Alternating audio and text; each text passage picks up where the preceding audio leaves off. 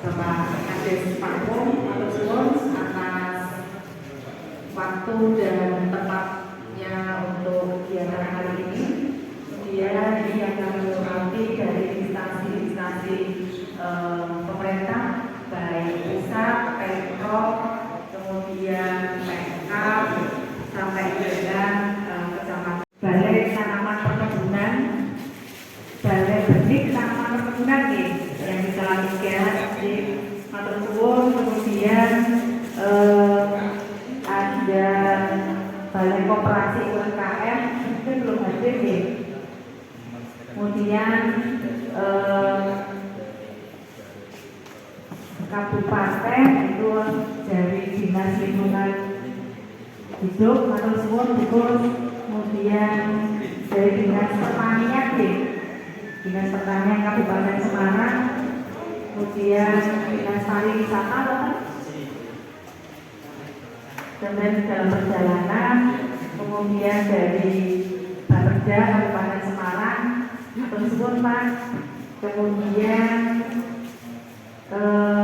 dari BUMD dari swasta ini ada Perujasa Delta, Indonesia Power belum hadir di Indonesia Power izin tadi, kemudian dari Kecamatan Banyu Biru, Desa Semakum dan para pegiat kelompok tani, hutan, MMP dan lain sebagainya.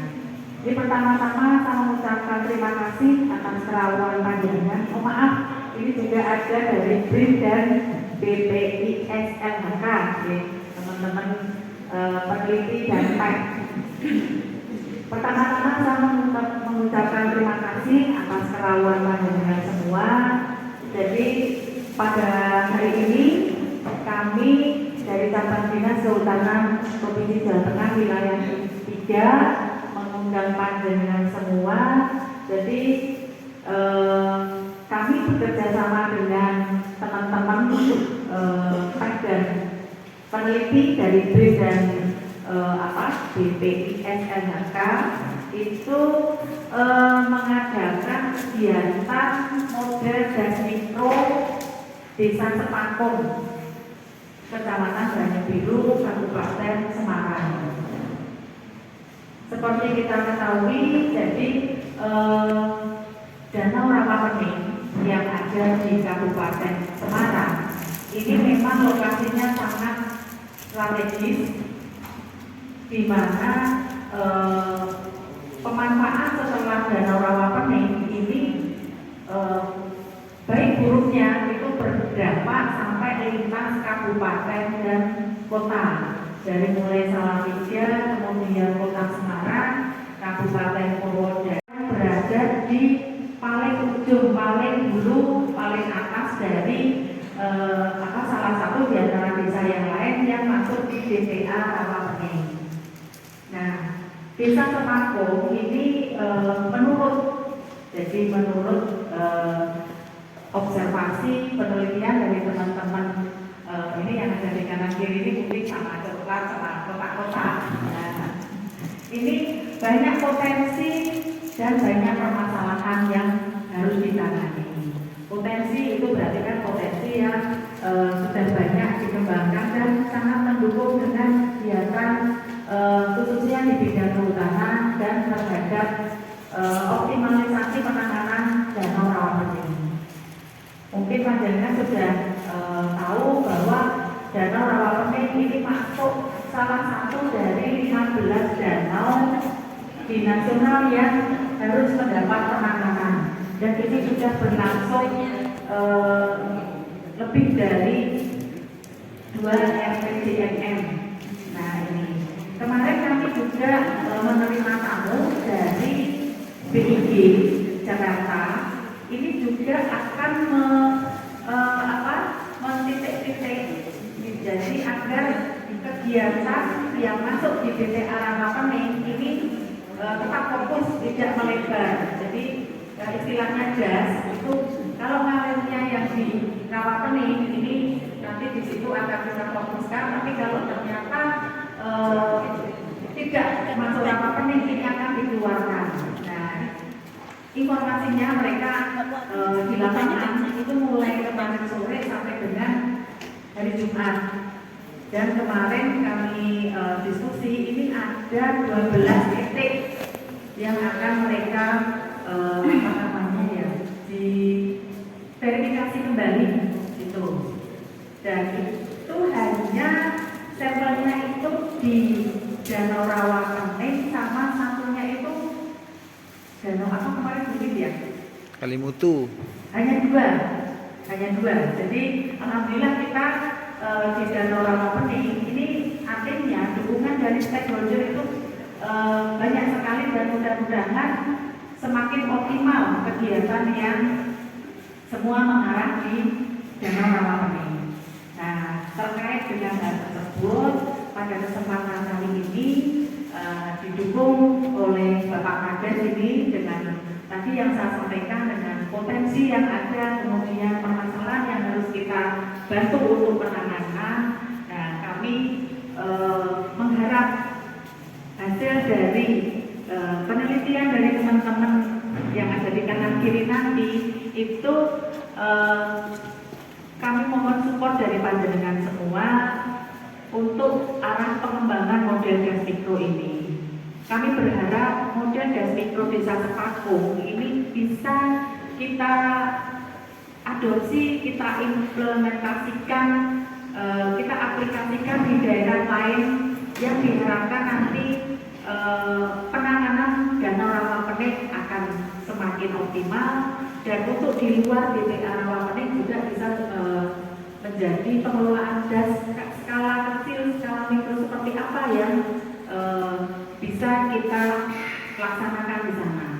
Karena memang sebenarnya mungkin untuk masyarakat awam bahwa pengelolaan gas mikro ini selain kalau di Danau Rawapening ini kan sangat teknis ya.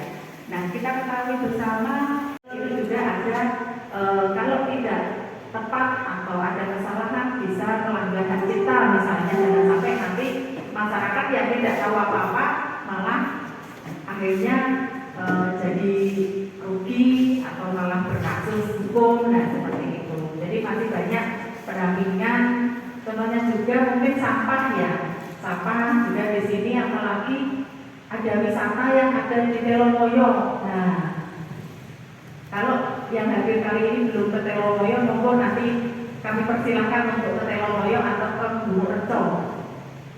Saya sudah sampai ke sini, nanti bisa untuk di sekarang kan zamannya medsos ya. Tapi kami juga sangat terbantu kalau dengan bisa mampir selfie dikirim ke teman-teman itu untuk menarik pengunjung 5 detik. Nah, itu penanganan sampah di sini dari orang lain istilahnya. Jadi kami juga butuh seperti apa penanganannya, apalagi aksesibilitas di sini. Dengan Beto sendiri tadi jalannya kan sempit, mungkin tidak semua orang itu berani naik. Nah, seperti itu. Jadi mungkin nanti detailnya hasil kajiannya teman-teman itu bisa nanti disampaikan. Kemudian saya bisa masuk untuk dukungan kegiatan apa. Nah, untuk dukungan kegiatan kami tidak harus saat ini, tapi bisa kami harapkan dapat berkelanjutan, karena kami sendiri selaku instansi pemerintah pastinya untuk dukungan anggaran itu tidak serta-merta bisa tersedia, harus melalui perencanaan. Atau kami juga berharap adanya partisipasi, pendekatan, pendampingan, pemberdayaan terhadap masyarakat di sini juga bisa dilaksanakan. Dan saya informasikan di belakang itu Bapak-bapak Kadus juga memang semangat hadir untuk mengharapkan itu tadi dukungan, termasuk ada MND juga, dan di sini kelompok-kelompok tani itu sangat kooperatif untuk ikut mendukung dari optimalisasi penanganan Danau Rawapening. Jadi saya kira itu sebagai pembuka. Terima kasih waktu yang diberikan kepada kami. Assalamualaikum warahmatullahi wabarakatuh. Selamat pagi, salam sejahtera untuk kita semuanya. Yang kami hormati Kepala Cabang Dinas Energi dan Sumber Daya Mineral Mangaran Telomoyo,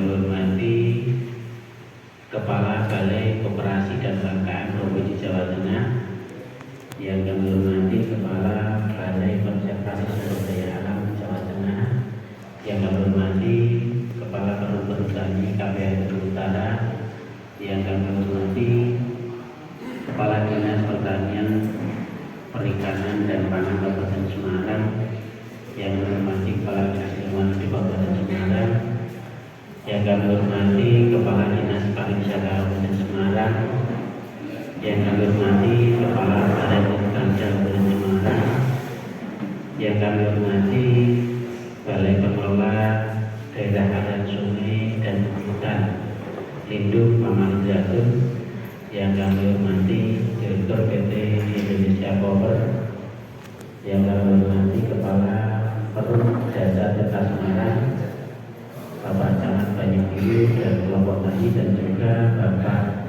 Bapak Kadus, semua yang kami hormati. Pertama, mari kita panjatkan puji syukur dan Tuhan Yang Maha Esa Allah Subhanahu Wa Taala yang telah melimpahkan nikmat kepada kita semua, sehingga pada pagi menjelang siang hari ini kita bisa dipertemukan di Balai Sembako ini dalam kondisi sehat dan tanpa suatu apapun.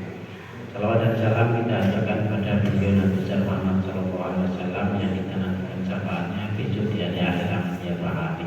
Ibu bapak semua yang kami hormati, yang pertama kali kami ucapkan selamat datang Sugeng Rawu di Balai Desa Sepatung atau di Sepatung ini. Semoga kerawan panjenengan membawa berkah untuk kami, menjadi kesan untuk panjenengan dan keluarga. Ibu bapak yang kami hormati, Desa Sepatung memang berkaitan dengan gas mikro. Kemarin kita dan itu kita dioyak-oyak untuk ikut lomba berkaitan Desa Peduli Das. Kami Desa Peduli Das itu seperti apa? Kami belum tahu. Tapi setelah diberitahu kalau kegiatannya seperti itu, memang itu adalah sudah kegiatan wajib, kegiatan rutin kita, kegiatan masyarakat. Seharusnya kegiatan itu dicatat. Berkaitan hal tersebut, memang daerah kami di Sepatung itu mayoritas hutan, namun juga masih ada sedikit yang agak terbuka. Pada saat musim hujan edukasi agar tidak longsor, agar tidak banjir. Itu kan sebuah pekerjaan berat bagi kami. Namun karena kami memang adalah tanah kelahiran kami wajib menjaganya. Namun kami sangat berterima kasih untuk kerawan beliau-beliau.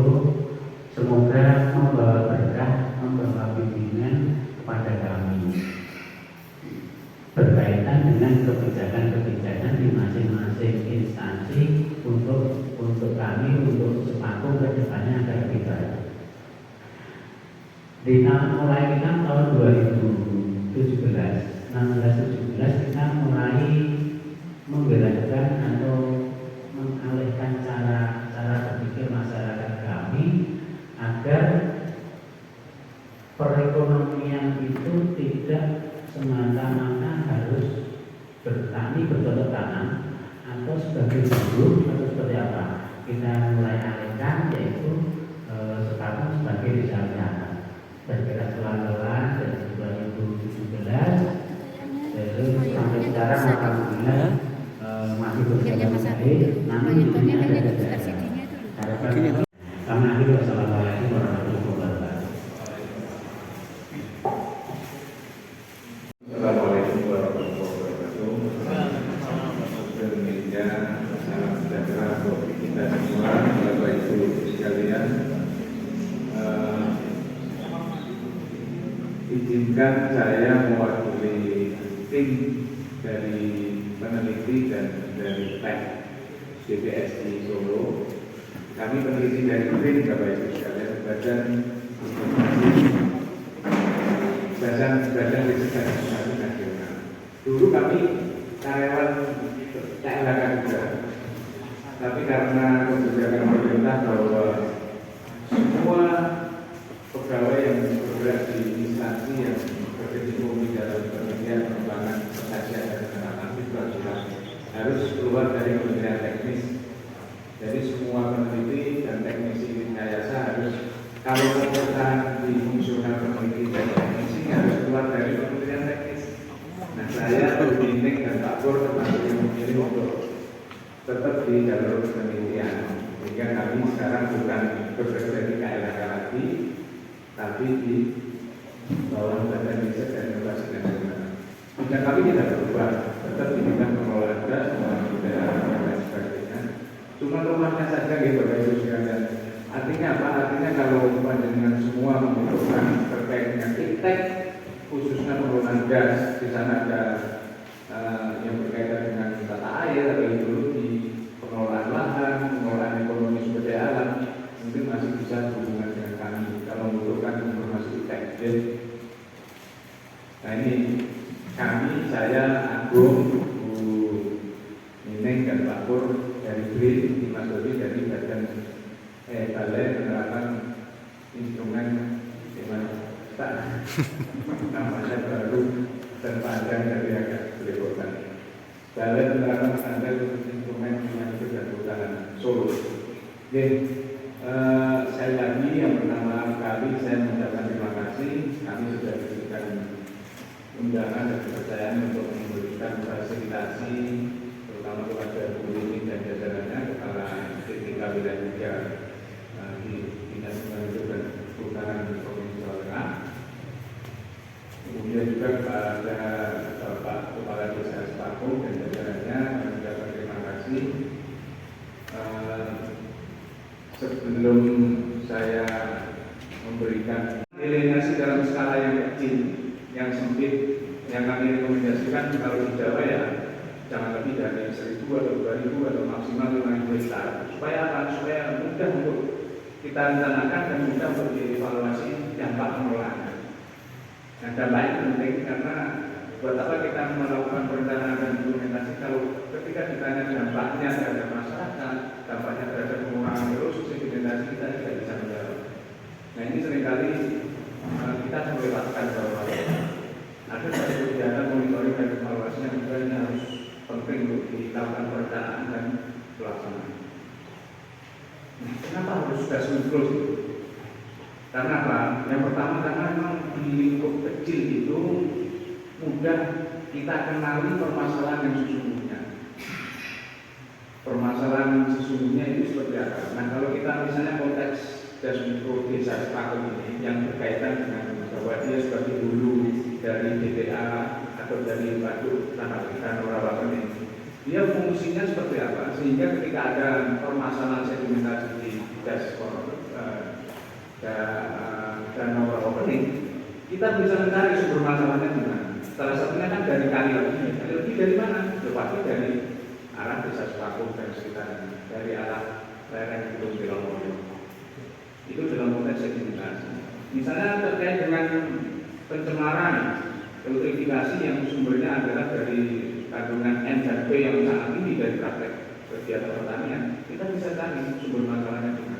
Nah, dalam skala yang kecil kita bisa delineasi, bisa tentukan titik-titik mana yang menjadi sumber masalah. Ini salah satu keutamaan. Yang kedua, kalau kita delineasi di skala kecil, kita bisa langsung melibatkan pelaku utama pengelolaan gas, yaitu masyarakat. Nah, kenapa dari tadi kami sampaikan bahwa desa itu penting? Karena desa sebenarnya menjadi ujung tombak utama dari pelaku pengelolaan sumber daya alam. Bisa disebut subjek, juga otomatis bisa disebut objek masyarakat petani. Nah, ini penting. Sehingga ketika merencanakan kegiatan, mereka bisa kita ajak secara langsung untuk berpartisipasi. Nah, sehingga jargon MPN ini sebenarnya salah satunya adalah pengelolaan partisipatif dan kolaboratif. Kita rencanakan secara partisipatif bersama masyarakat, kemudian kita lakukan pengelolaan bersama-sama para pihak semuanya, panjenengan semua yang kami lakukan di sini, untuk menyembunyikan bersama-sama, mengelola bersama-sama melalui program dan kegiatannya pada dinas masing-masing. Nah, yang selanjutnya bahwa karena identifikasi sumber masalahnya betul dan tepat, kita bisa memilih teknologi untuk menyelesaikannya itu seperti apa. Saya kasih contoh, ketika kita bicara erosi yang terukur di outlet gas, kenapa besar? Ketika kita tahu sumber-sumbernya di mana, kita bisa menangani dengan teknik yang paling tepat.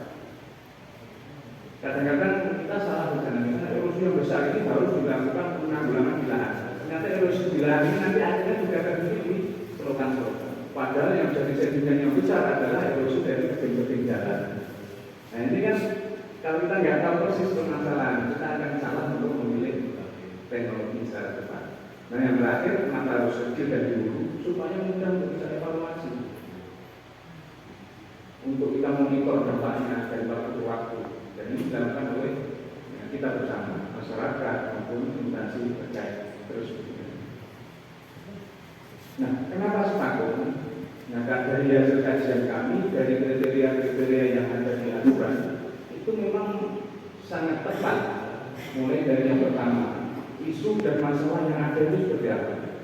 Dari sekian data permasalahan pengelolaan sumber daya alam dan lingkungan, itu minimal 3 atau 4 atau bahkan lebih kalau kita kaitkan antara hubungan hulu dan hilir. Itu ada permasalahan ini. Jadi sebagian disampaikan Pak Kepala Desa dan Bu ini, ada permasalahan produktivitas lahan yang rendah, ada permasalahan erosi, ada permasalahan belum tergali dan tereksplornya sumber-sumber daya air lokal yang sangat potensial. Nah, ini kan perlu juga dikembangkan.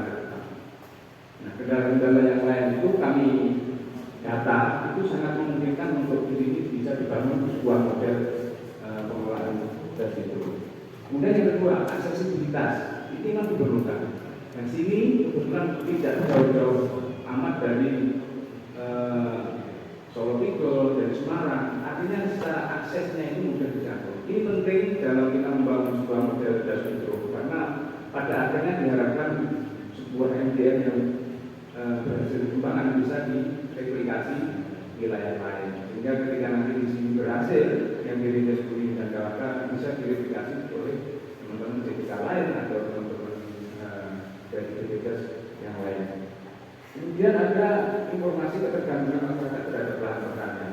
Tadi disampaikan juga oleh Pak Kepala Desa. Bagus sekali ketika memang ada ide untuk mengurangi tekanan terhadap lahan, kemudian mencarikan sumber penghasilan yang tidak berbasis lahan. Ini sangat bagus. Karena hulu gas yang lahannya miring-miring ini ketika dikelola secara intensif ini sangat rentan terjadi degradasi. Degradasi ditunjukkan oleh terjadinya erosi, longsor dan lain sebagainya. Nah, ketika dialihkan ke potensi yang lain, misalnya pariwisata, ini sangat bagus. Artinya lahan ini tidak mengalami tekanan yang berat sekali. Nah, kami lihat di sini yang masih agak berat tekanannya adalah di nomor itu dulu. Untuk pakai bedok kita lihat tak berat. Kalau yang kedua ini saya lihat tutupannya juga bagus. Persentase tutupan tanaman keras itu lebih dari 90% yang kita data dari evaluasi bumi dengan GIS kami. Tapi di atas sangat terbuka. Padahal paling atas. Nah ini kan sebenarnya secara teori yang menjadi sumber masalah. Nah itu yang kita cari pencahayaan. Nah harapan kami nanti setelah beberapa pertemuan ini, setelah ini kita sudah nanti dengan survei detailnya, nanti akan keluar sebuah rencana pengelolaan. Nanti kami sampaikan outline-nya seperti apa. Nah kami berharap dukungan Bapak Ibu sekalian. Kemudian dukungan masyarakat setempat. Hasil survei kami, masyarakat sangat mendukung ketika ada ide untuk membangun sebuah MDM dan dukungan pemerintah setempat, apalagi inisiasi dari instansi yang relevan untuk memprakarsai pembangunan MDM ini. Kemudian kami lihat pada saat diskusi sosialisasi yang pertama sangat antusias sekali Bapak Ibu dari berbagai instansi. Ini sangat tadi lebih ini yang mengambil membelah beda sepaku. Nah ini yang kita akan garap adalah DPA dari lebih. Nah ini data-data penduduknya seperti ini. Kalau kita lihat tutupannya, itu tutupan vegetasi permanen yang dibutuhkan di wilayah bumi ini sangat kecil Bapak Ibu sekalian, sehingga sangat kurang. Nah khusus untuk desa Sepaku, sebenarnya wilayah bawah ini sudah bagus, tapi pada juga harus kita garap. Nah, sebenarnya menjadi modal utama ketika masyarakat sana tidak mati-matian mempertahankan bahwa lahan ini harus tanaman musim atau tegalan, ini bagus sekali. Artinya kita bisa mengintroduksikan tanaman-tanaman keras, mengkombinasikan dengan TPS, membuat spray dan rumput untuk penguat teras, mengurangi potensi lalu dan lain sebagainya. Kalau ini masih bisa dimasukkan, ini modal utama untuk memperbaiki kondisi lahan. Nah, ini kalau kita lihat laju erosinya, sebenarnya prosentase subsubdas lebih dibanding subsubdas yang lain itu rasanya tidak relatif kecil. Tapi kenapa erosinya cukup besar? Saya juga pertama melihat ini agak bingung gitu loh. Misalnya kita bandingkan dengan Kali Parak yang besar ya, sebelah yang membelah Desa Gedong, itu sangat lebih luas. Tapi ternyata erosinya lebih tinggi yang sini. Padahal tutupan di daerah hilirnya ini relatif bagus. Nah, ini yang perlu kita cari kan di sini, sumber erosi yang akan menjadi sedimen dan ternyata lebih sangat besar, 21% nih sumbangannya terhadap sedimentasi di Danau Roro. Kali Parak yang besar saja cuma 10%. Artinya apa? Artinya ada titik-titik yang memang rentan menjadi masalah erosi. Nah, kami mestinya ada di Pasar Gedong ini harus disurvei detail untuk tahu di mana potensi erosi jurang, erosi tebing sungai, di lahan yang masih perlu ditingkatkan tutupannya. Ini yang perlu kita cari. Mudah-mudahan nanti di buku rencana ini kita bisa menyampaikan lebih detail lagi. Nah, ini data penelitian hasil penelitian ini. Terus kemudian status suhu juga yang pernah saya sampaikan kemarin di program Program bahwa memang kondisi airnya sudah tercemar berat dan rawan. Salah satunya adalah sumbangan sedimentasi maupun potensi eutrofikasi dari BTA-nya. Salah satunya pasti dari kali ini. Nah, ini kalau kita lihat potensi sumber daya airnya cukup berat, cukup besar. Per tahunnya itu sampai 20 juta meter kubik per tahun. Dan tapi di balik potensi yang besar itu ini kan sumber potensi membawa sedimen, ya enggak? Jadi harus kita cermati betul. Air yang besar ini tidak serta-merta dia secara kualitas bagus, tapi secara kuantitas memang bagus. Nah, ini kan perlu kita tahu permasalahan sesungguhnya seperti apa. Nah, ini juga data yang ini titiknya kami ambil di titik jembatan yang berapa titik di dusun apa ya? Kalau saya agak lupa. Ada itu. Nah, kita informasi tutupannya seperti apa? Ini yang saya sampaikan tadi. Tutupannya itu secara umum lebih dari 70% berbautan dan bercaturan itu sudah bagus. Artinya yang sedikit yang kurang bagus itu memang hanya di saja. Ini kelerenganya, terus seperti kita bacakan. Kemudian kita juga evaluasi antara fungsi kawasan dan kelas kemampuan lahan. Nah, ini kalau bicara kelas kemampuan lahan, tiap lahan itu punya kemampuan Bapak Ibu sekalian untuk nanti akhirnya pengelolaan di sana bentuknya seperti apa. Ini nantinya begini karena bunyinya yang membuat yang mengarah begini. Jadi tiap lahan itu ketika kelas kemampuannya semakin tinggi, 5 atau 6 atau 7, itu memang secara penggunaan harus semakin terbatas. Semakin tinggi dia harus semakin terbatas.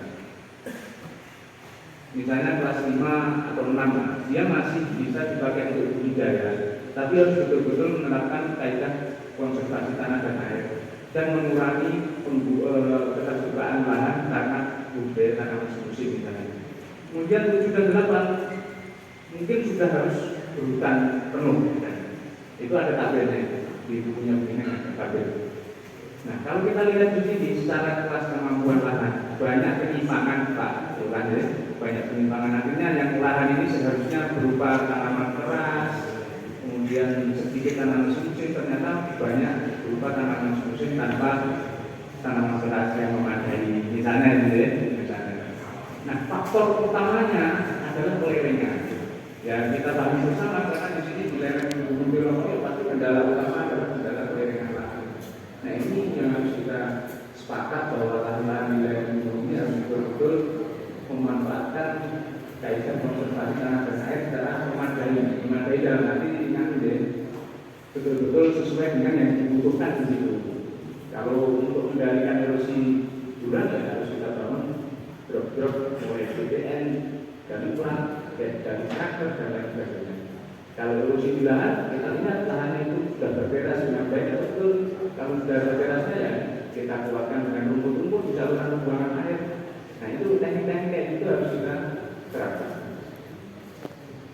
Nah, sehingga erosi yang kita prediksi pun kecil sebenarnya Bapak Ibu sekalian. Karena memang kebutuhannya sudah bagus. Tapi ternyata hasil penelitian yang lain, sedimen yang masuk ke danau Rawapening sangat besar. Nah ini kan sumbernya dari mana itu harus kita cari. Kalau di daerah bawah ini di lahan mungkin erosinya sangat kecil saya lihat.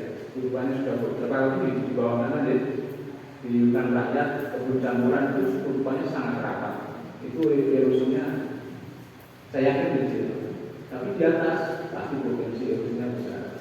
Di pinggir kanan sungai, pinggir kanan jalan itu potensi erosinya sangat besar. Terus masuk.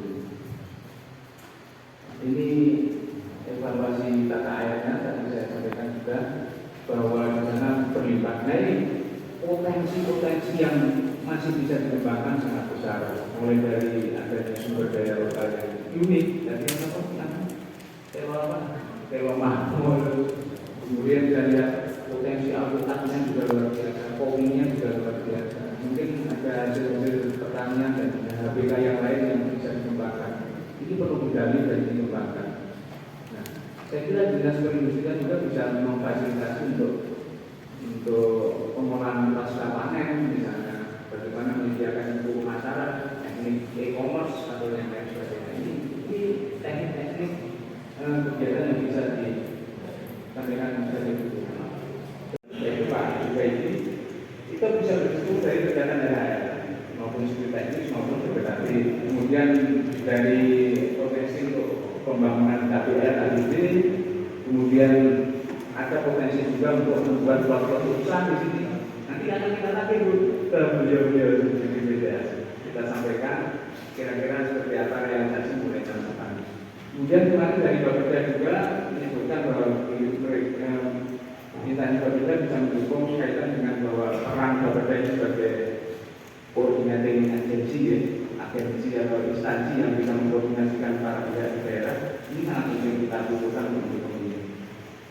Artinya di dalam perencanaan seimbang itu instansi-instansi teknis diharapkan melalui dukungan Bapeda bisa memetakan kegiatan untuk mendukung. Kemudian dari dinas pertanian, kemarin sangat banyak sekali. Memang kami rumuskan ada beberapa saja, ada bantuan bibit, ada dukungan untuk mengembangkan kopi melalui NPIP itu apa ya, dari masyarakat apa ya, geografis ya, nah, indikasi geografis. Kemudian dari dinas lingkungan hidup, dari perhutani, dari dinas SDM, kita gitu kok.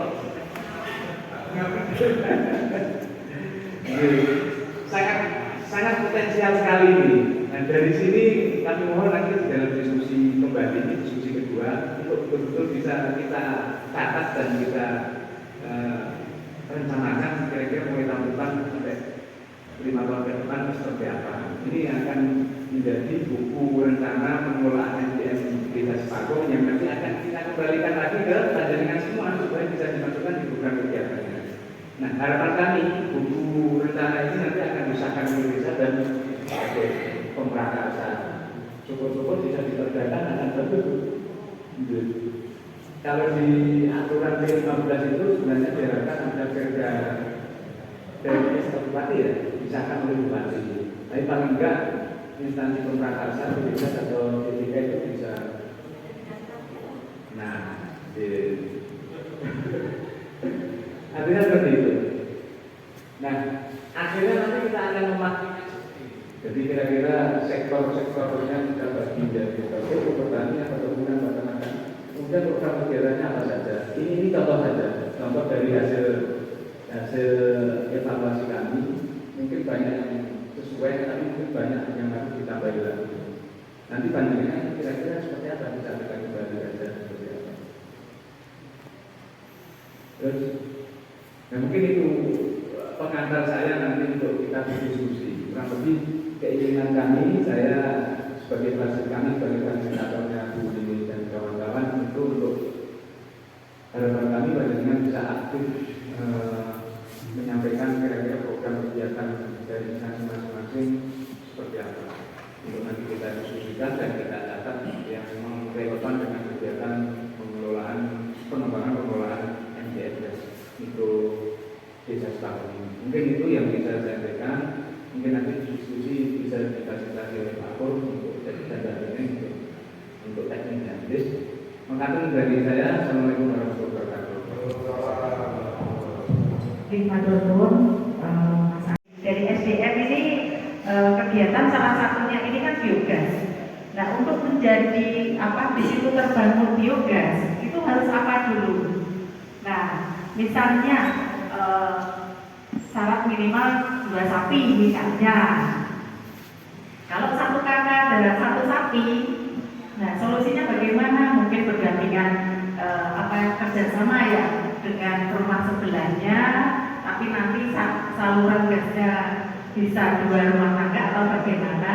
Nah, dengan kondisi yang ada minimal nanti diarahkan solusinya seperti apa dulu sebelum ada kegiatan itu. Jadi kami harap seperti itu. Atau misalnya di sini kan dari Balai Benih Tanaman Perkebunan ya.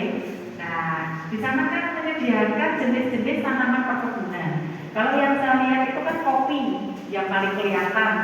Nah, di sini itu masyarakat khususnya yang Pager Gedok, dusun Pager Gedok tadi disampaikan Mas Agung bahwa di sana itu sudah mulai beralih dari tanaman pertanian ke tanaman kayu konservasi. Nah, mereka pun sudah secara swadaya itu ke Puslit Jember. Itu dengan swadaya mereka untuk belajar kopi yang bagus bagaimana. Nah, itu bisa juga nanti disampaikan proses untuk mengajukan bibit ke ke Balai Benih itu seperti apa. Nah, ini kan perlu proses juga cara tumbuhnya seperti apa, apakah memenuhi syarat, jenis apa yang cocok. Nah, ini bisa sambil berproses dari kelompoknya nanti mensosialisasikan ke anggotanya. Ini kan disitulah nanti kami harapkan bisa masuk dulu. Nah, itu contohnya seperti itu. Ini Pak Kadis G. Nah, itu jadi saya berharap nanti ada dukungan dari panjenengan semua untuk mendukung sebuah model dasmikro.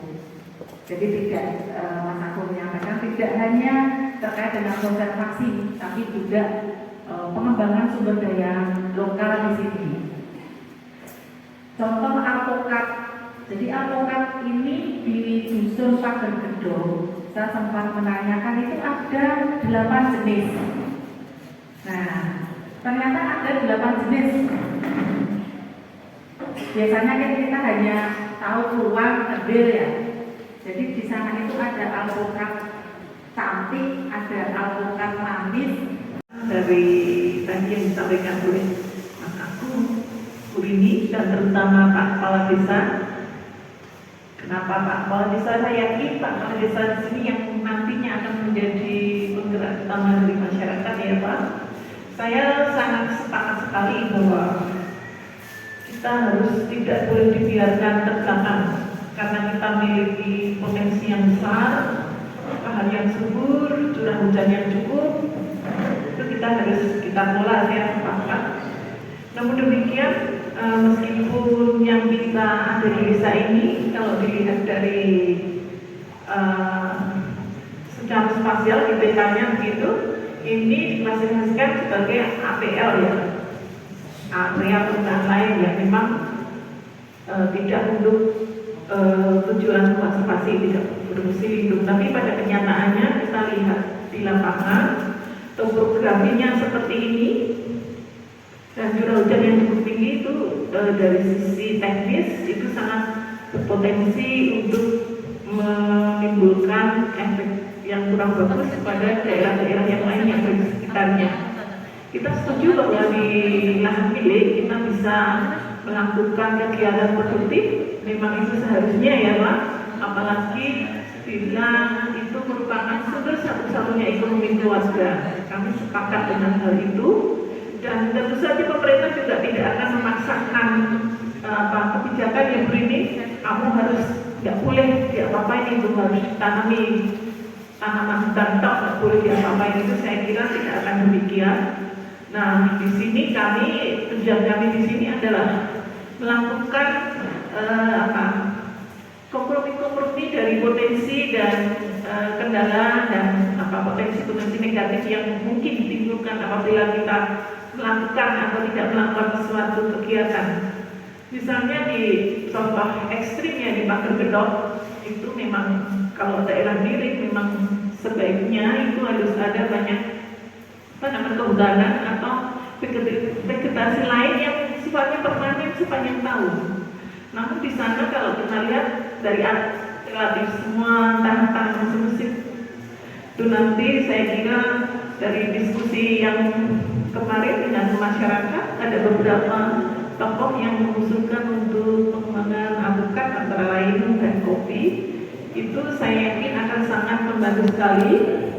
Mungkin yang akan perlu dipertimbangkan adalah nanti supaya kepentingan untuk tanaman semusim yang merupakan sumber makanan bagi pemilik lahan dan kebutuhan untuk lingkungan, untuk tanaman-tanaman kehutanan dan MDTS-nya itu harus sehingga bisa memenuhi dua tujuan, yaitu tujuan ekonomi yang merupakan untuk mencukupi kebutuhan petani sendiri, juga untuk kepentingan lingkungan yang kita tahu bahwa walaupun itu hak milik kita itu mempunyai fungsi sosial. Apa yang kita kerjakan di situ akan berdampak kepada yang lainnya. Nah, di sini nanti dari hasil diskusi ini nanti kita akan memformulasikan program mungkin yang terintegrasi ya Bu, dari banyak aspek dari hulu sampai hilir, sehingga paling tidak petani bisa mempertahankan penutupan lahan yang saat ini ada. Saya katakan demikian karena apa? Kemarin saya baru pulang dari Wonosobo, Banjarnegara, yang keadaannya jauh lebih ekstrim dari sekarang, dari yang ada di sini. Saya bersyukur di sini masih banyak hutan, kebun campur.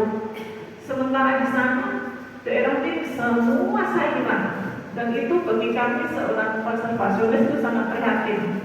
Tapi mungkin untuk pemerintah, ini untuk bisa nanti dikatakan. Nah, itu masalah yang sangat krusial.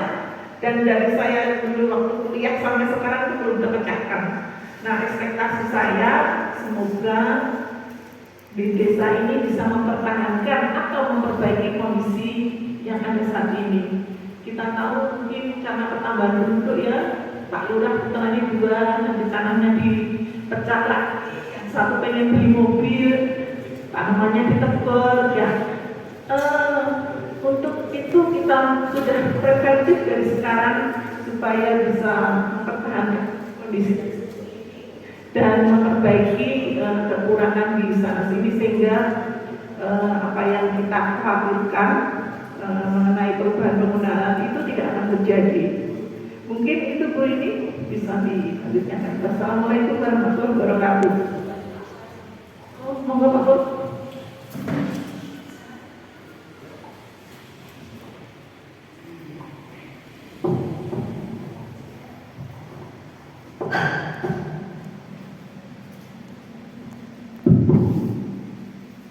Bismillahirrahmanirrahim. Assalamualaikum warahmatullahi wabarakatuh.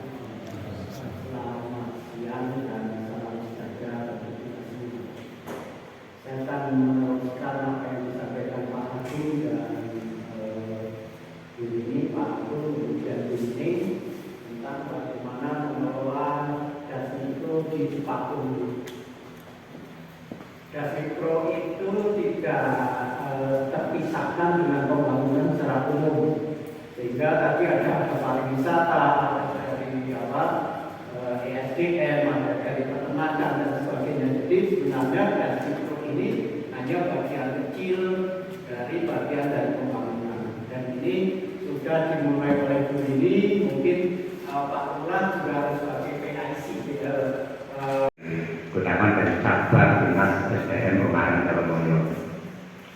yang wilayahnya adalah Kabupaten Semarang, Kabupaten Temanggung, dan Kota Salatiga, termasuk Das Mikro ini ya.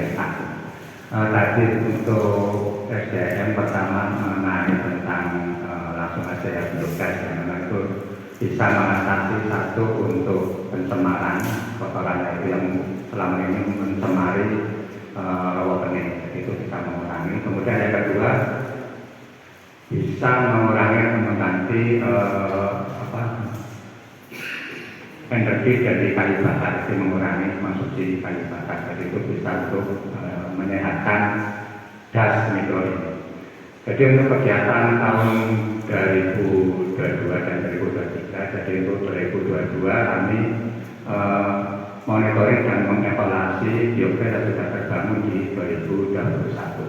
Kebetulan kami 2021 ada 1 unit pembangunan biogas di Sepakung dan ada kendala belum optimal, kita monitor dan evaluasi. Kemudian berikutnya untuk 2023, jadi tahun ini sudah masuk ke kami surat dari Dinas Lingkungan Hidup Kabupaten Semarang, usulan biogas termasuk untuk daerah Sepakung ada 3 kelompok tani.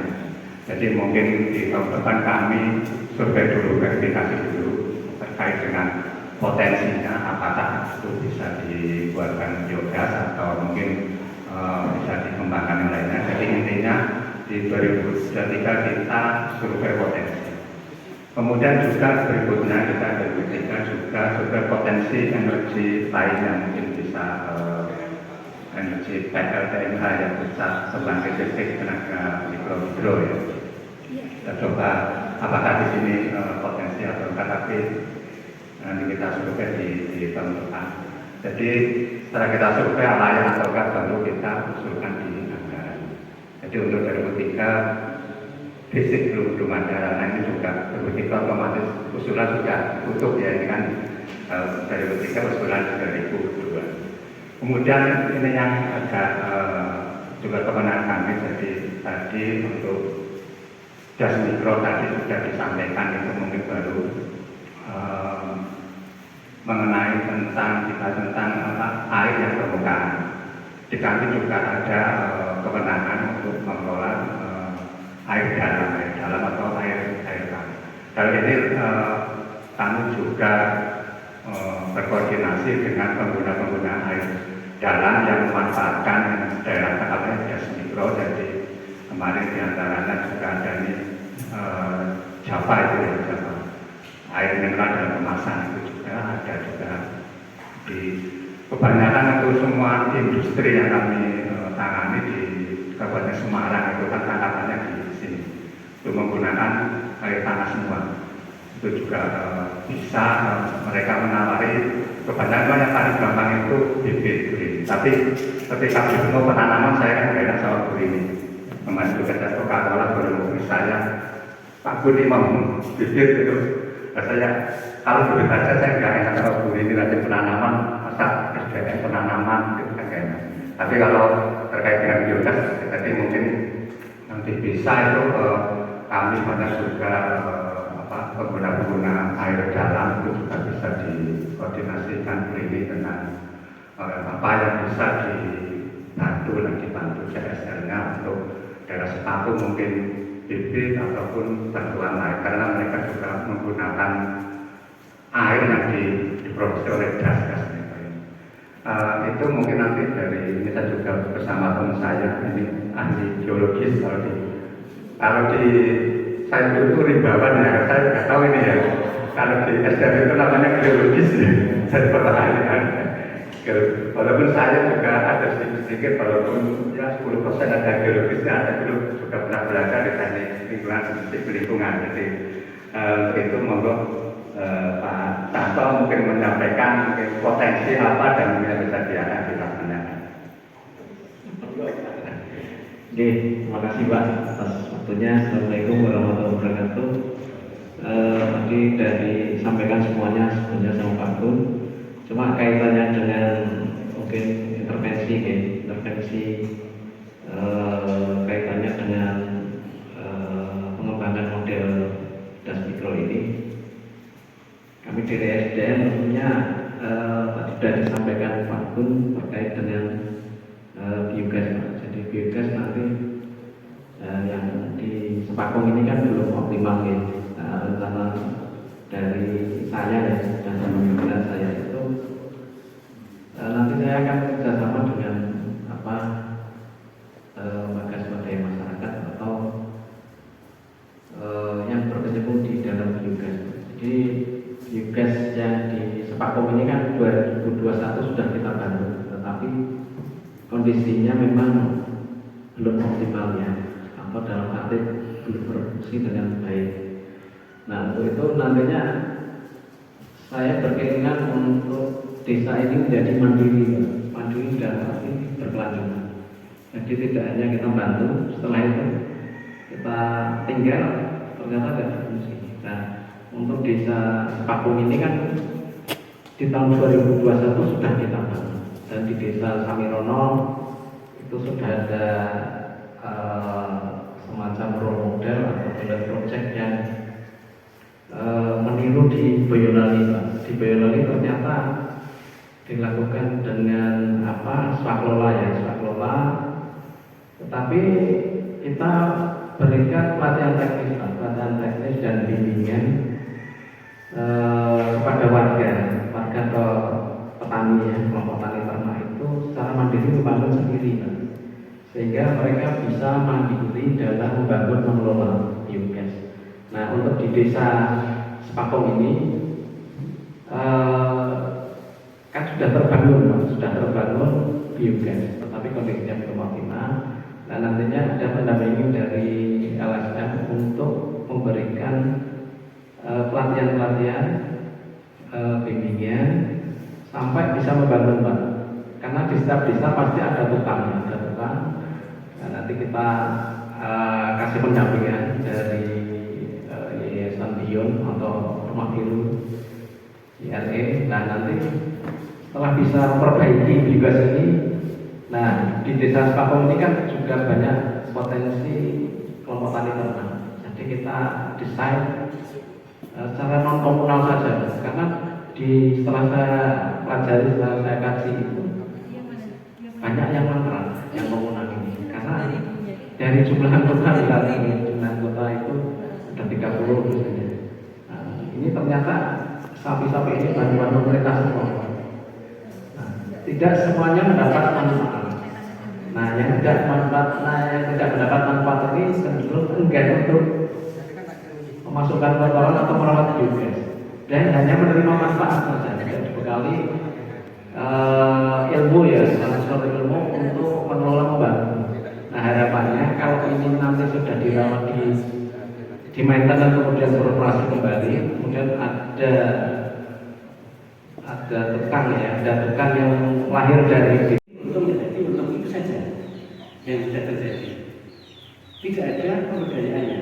Kalau pemberdayaan itu mendorong katakan itu. Terus 70% pekerja itu harusnya warga sekitar, dia bisa tahu. Tapi saat ini ya sudah terlaksana. Ya, intinya itu mendorong yang berjalan oleh itu terjadi. Itu saja. Terima kasih. Terima kasih Pak Kepala. Kita mulai tahun 2021 memang sudah mulai swaklola, dan itu berjalan dengan optimal. Nantinya karena swaklola barang kita survei tadi betul-betul itu punya satu distribusi itu minimal 2, juga punya lahan untuk biogasnya. Agak mungkin ya, baru bisa di taman juga bisa anggur sebenarnya. Tapi kalau juga inginnya bawahnya di taman bisa.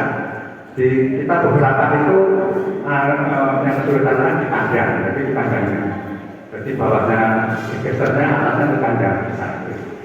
Jadi nanti kedepannya kalau jadi memang kita swaklola yang tadi maksimal masyarakat betul yang mengerjakan sama ini, kemudian juga ada transfer ilmu. Makanya itu nanti tahun depan kita survei apakah itu bisa di swaklolaan. Jadi nama M. Syafaqi dari Dinas Lingkungan Hidup dan Kehutanan Provinsi Jawa Tengah yang 4 bidang tegas dan PSDAE, fungsional di bidang tegas, waduh, repot ini. Baik, lanjutnya. Ini saya cuma akan memberikan target saja. Di sini kan kegiatan aku produk MDM. Saya baca-baca di perjanjiannya ya, Mas Budi, satu perjanjian P-15 set berapa gitu. Pemberdayaan masyarakat, penguatan kapasitas individu kelompok, jejaring kerja dan kelembagaan masyarakat, serta peningkatan kemampuan manajemen konflik dan dalam melaksanakan pengelolaan sumber daya alam. Ini yang saya minta target berbasis desa tadi satu. Saya juga baca 5.000 hektar.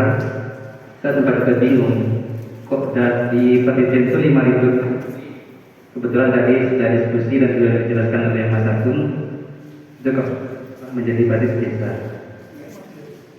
Karena kalau basis 5.000 hektar, kita kan jadi bingung.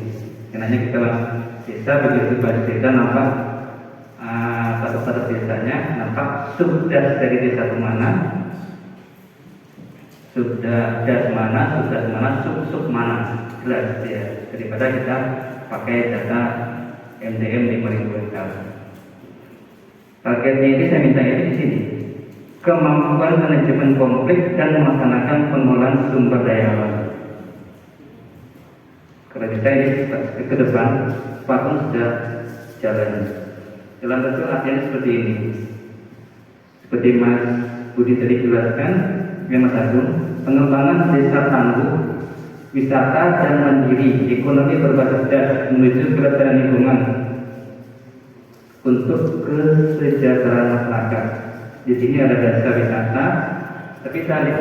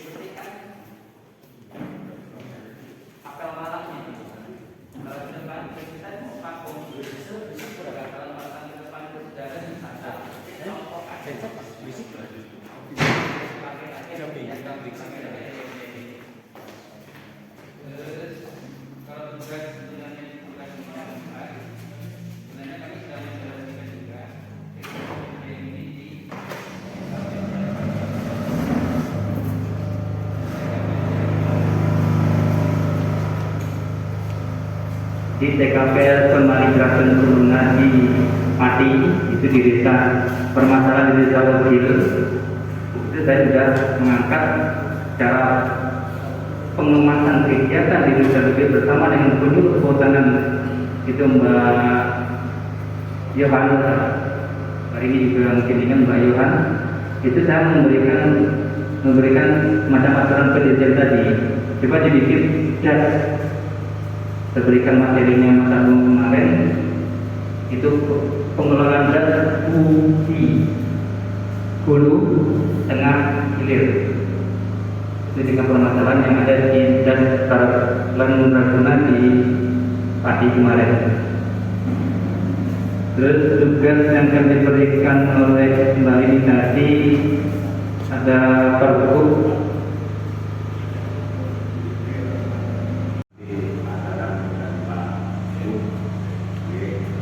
dan pagi harinya beliau bersama Dirjen PP Pakan ya sangat saya untuk menghadiri kegiatan ini. Saya hanya menyampaikan pesan beliau bahwa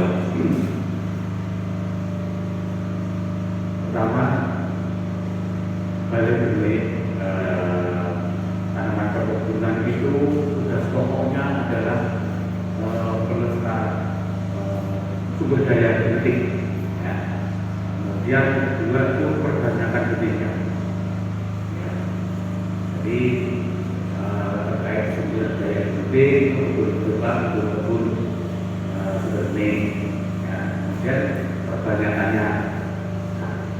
perbanyakan ini di sini itu merupakan satu bagian teknis saja dari bidang perkebunan. Jadi urusan teknis di bidang perkebunan saja. Dan kebetulan di berbagai sini ada fungsi teknis ini dan juga pendapatan. Sehingga peran sosial itu merupakan kebijakan dari para negara. Nah, itu yang perlu saya sampaikan. Kemudian saya hanya menginformasikan saja terkait partisipasi model pengembangan model gas itu nanti disebut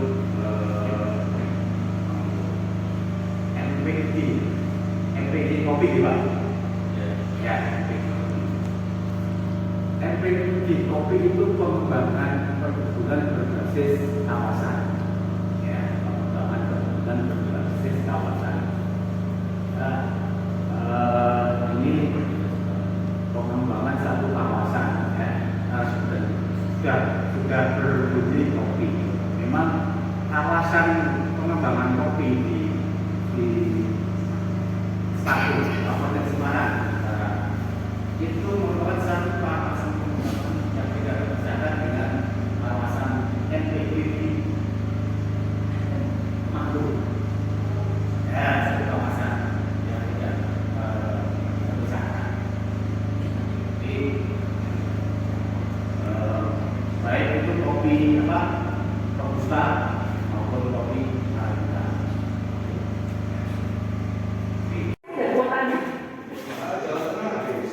Habis, habis. Ya, jadi saya kira itu saya mengucapkan banyak terima kasih yang pertama atas keraguan panjenengan, kemudian alhamdulillah tadi banyak dukungan-dukungan dari panjenengan semua, dan kami berharap juga nanti akan lebih mengoptimalkan untuk sebuah model gas mikro yang ada di Desa Sepakum ini. Dan kami juga dengan Pak Kades dan masyarakat insya Allah akan menindaklanjuti kegiatan-kegiatan yang menggunakan misalnya harus ada proposal dan lain-lain. Insya Allah akan kami tindaklanjuti, langsung kami komunikasikan dengan kelompok masyarakat. Dan kami berharap juga nanti model gas mikro ini dapat ikut disosialisasikan. Jadi siapa tahu dari mitra-mitra Bapak Ibu sekalian nanti akan tertarik untuk melakukan kegiatan di sini. Minimal berwisata. Nah itu, ini Pak Kades Nah, apalagi Pak Kades itu punya slogan. Lecet bisa di Sepakum Kumang katanya gitu. Dan betul memang ketika kami juga memamerkan Teoloyo, ini banyak sekali yang tertarik untuk sini. Gitu. Bahkan sampai setiap ada tamu yang datang itu saya kirimi Pak. Jadi saya kira itu kemudian nanti saya mohon kesediaan Bapak Ibu untuk menandatangani dukungan ini secara bersama-sama ya Pak. Nanti, tapi ini tidak mengikat karena tadi disampaikan juga kegiatan-kegiatan kan tidak hanya berupa anggaran yang direncanakan tahun kedepannya, tapi juga melalui pelatihan, pendampingan teknis, mungkin nanti juga ada survei, dan mungkin nanti dari Bapak Ibu juga akan melakukan monitoring kegiatan yang sudah ada di sini. Jadi saya kira itu kesediaannya dari perwakilan masing-masing OPD untuk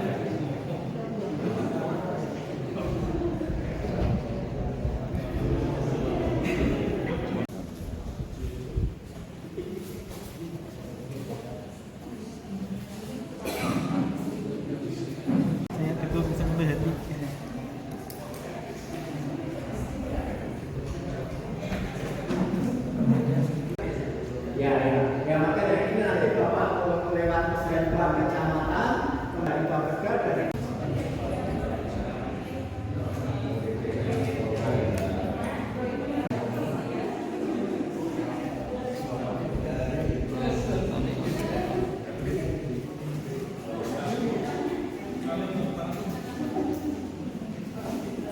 atau coba Nggih.